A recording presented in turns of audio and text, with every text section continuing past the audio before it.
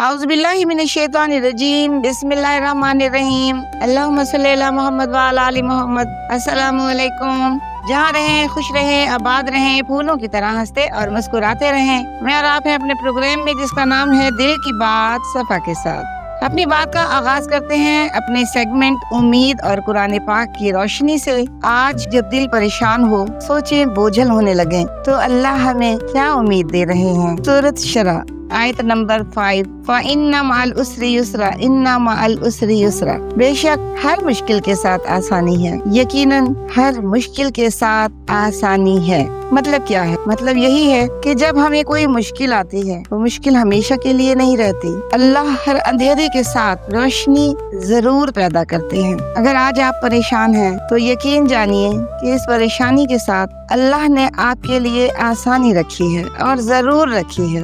अब बढ़ते हैं अपने प्रोग्राम की तरफ। आज का अहम सवाल ये है कि क्या दिल में आने वाला शक गुनाह है? कुरान पाक में अल्लाह पाक फरमाते हैं सूरत हुजरात आयत नंबर 12 में, ए ईमान वालों, बहुत से गुमानों से बचो, बेशक बाज गुनाह होते हैं। शक की हकीकत क्या है? इस्लाम हमें ये नहीं कहता कि हर ख्याल गुनाह है, बल्कि हमें सिखाता है हर ख्याल हकीकत नहीं होता, हर शक सच नहीं होता।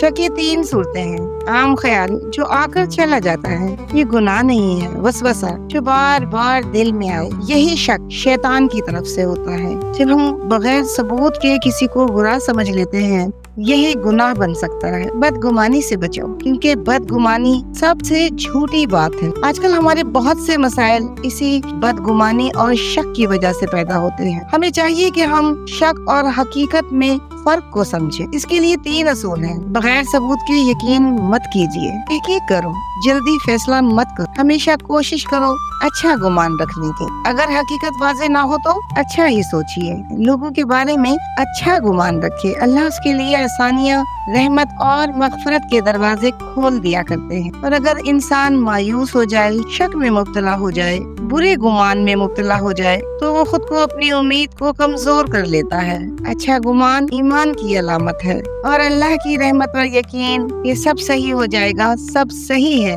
ये यकीन दिल को जिंदा रखता है। आप एक छोटी सी मिसाल देती हूँ। एक शख्स ने बगैर तहकीक के शक किया और एक रिश्ता जो बहुत खूबसूरत था, चल सकता था, टूट गया। टूटने के बाद पता चला कि सारी बातें गलत थी, सब वहम थे, सब गलत गुमान था, शक था। एक छोटा सा शक बहुत बड़े नुकसान का सबब बन सकता है। अगर हम गुमान अच्छा करेंगे, चाहे हालात बुरे भी हों, तो इस दौरान दिल को सुकून मिलता है, रिश्ते सही होने लगते हैं, मजबूत होने लगते हैं, नफरतें खत्म होने लगती हैं और एतमाद बढ़ता है। जिंदगी कदरे आसान हो जाती है। एक्शन में आइए, साबित होने पर फैसला कीजिए और उस पर डटे रहिए। लेकिन उससे पहले बुरा गुमान आपकी जिंदगी को तबाह कर सकता है। याद रखिए, शक अंधेरा है, अंधेरे में हमें अच्छा बुरा कुछ नजर नहीं आता और अच्छा गुमान रोशनी है। अल्लाह फरमाते हैं कि वो अपने बंदे के गुमान के मुताबिक मामला करते हैं। तो हमें चाहिए कि हम हमेशा